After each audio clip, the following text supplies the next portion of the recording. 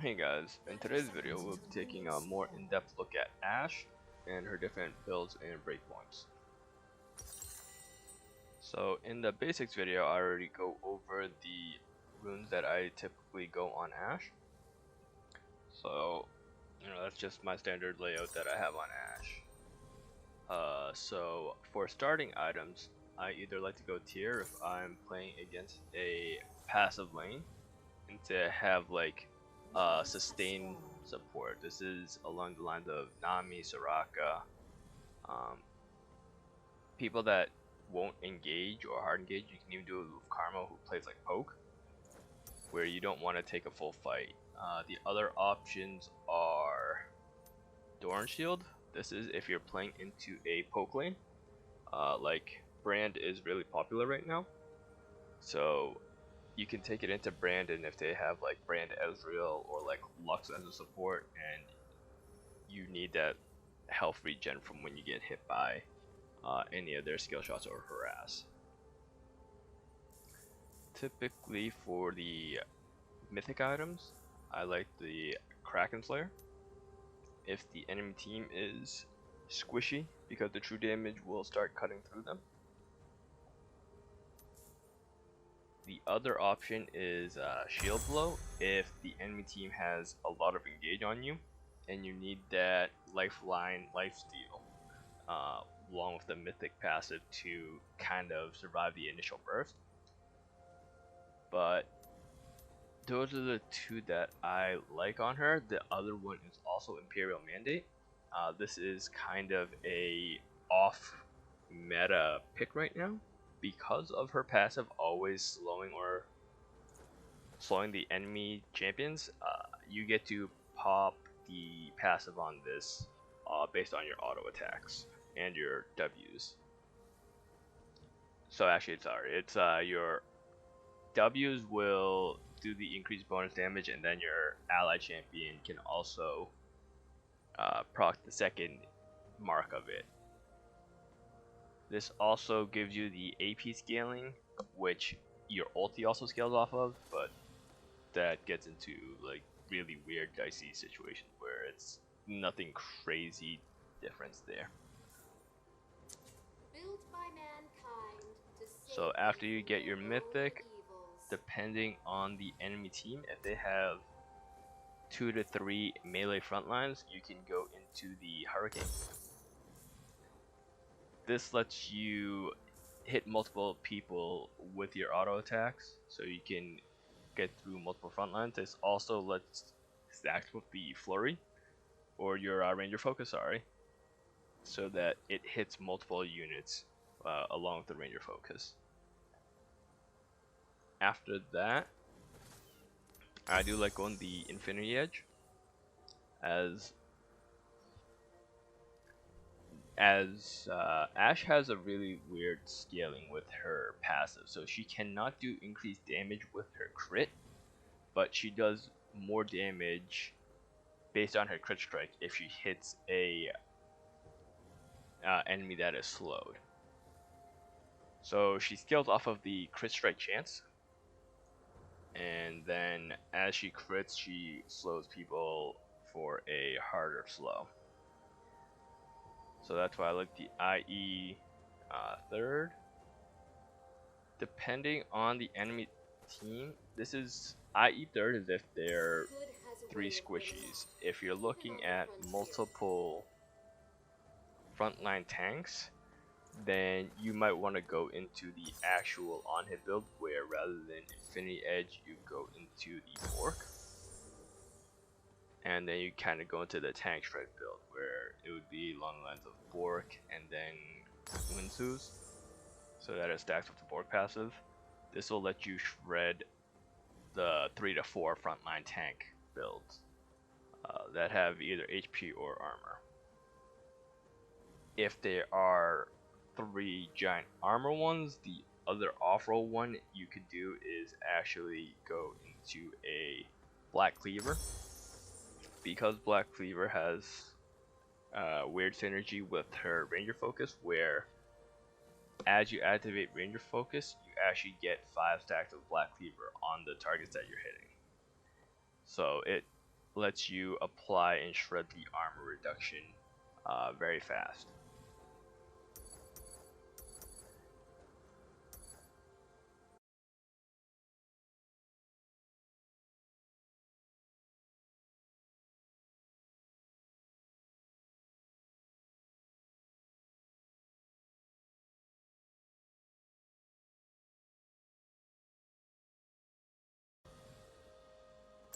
So that's just the typical build paths that are like on her. So then we'll go kind of some for positioning. So we'll go this. So one of the things that you can do in lane with her,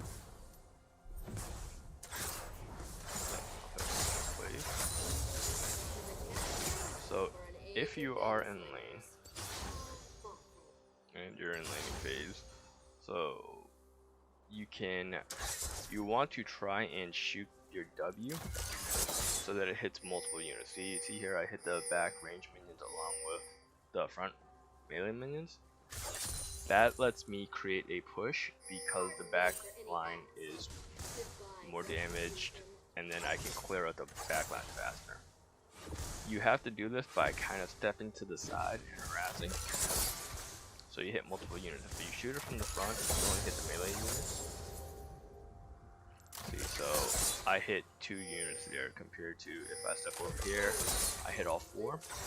That also lets me harass the enemy champions that typically farm by their range moves. So that's how you want to kind of get the poke off, because her W is pretty mana heavy.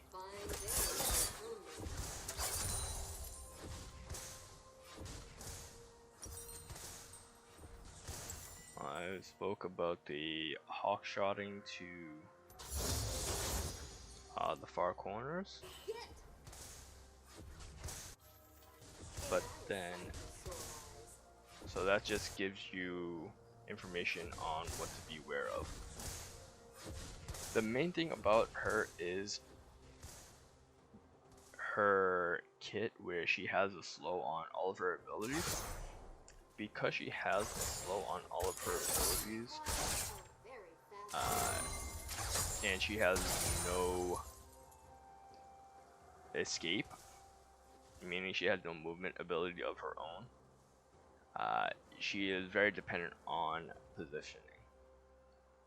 So you have to be very, very focused on where you are and where your opponents are and what threats are to you at all times. Typically when I am playing ADC, I will have, it looks like I have screen lock on. This is just me playing with the spacebar, actually, with my thumb on it, where it centers my champion, so that I don't, or it's harder for me to lose track of where my champion is at all times. I spoke previously about how her kit can set up picks where you can try to make a play on enemy champions when you can like kind of engage on them with your ulti. So that's why she has the utility ulti here. So like you can ulti here, land a pick from deep, and then if your team is close enough, they can engage. So you have to see where your team is. You kind of have to guide the shot because of the travel time. But then you also have to pay attention over here. So say the enemy champion is here, and you're looking to make a play here. Let me spawn another dummy. So say this is like Kane jungle, and you're walking up here, and your team is ahead of you. You launch the arrow here, but then you see Kane here.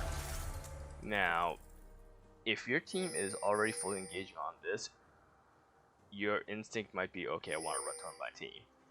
What you should actually do is you throw out the fan volley and you keep kiting down here. You already made the pick for your team by landing that arrow, and you want to build phase with your slows from like the enemy threat right here.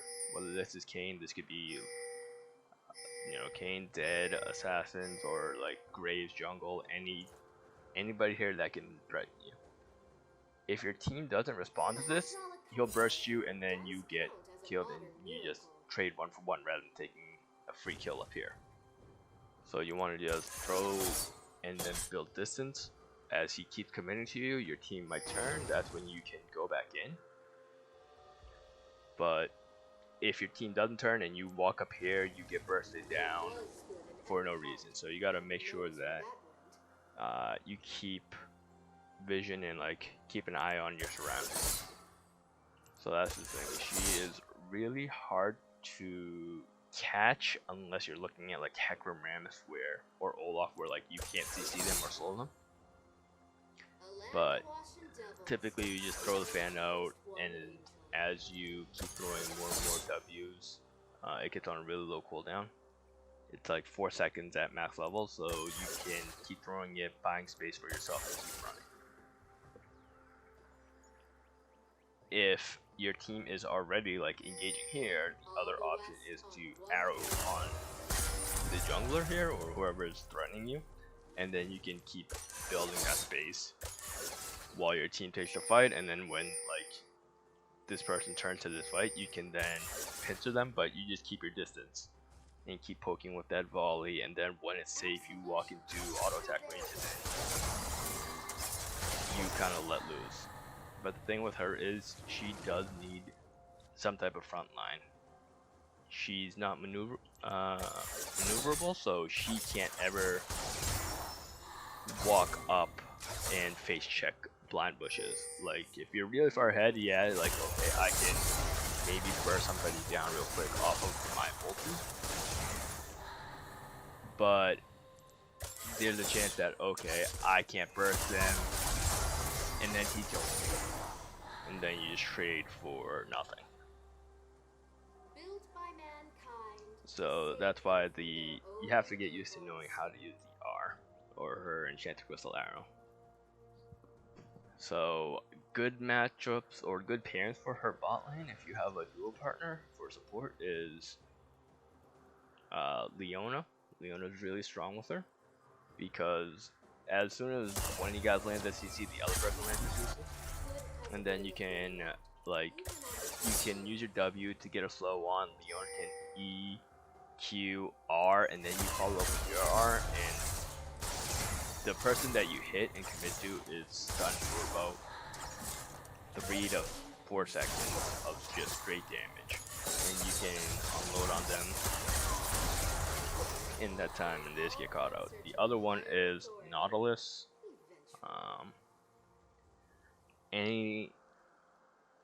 Because they have telegraphed CCs where Nautilus are, you know when they're gonna get popped up, and then you just CC on them, and then they get hooked.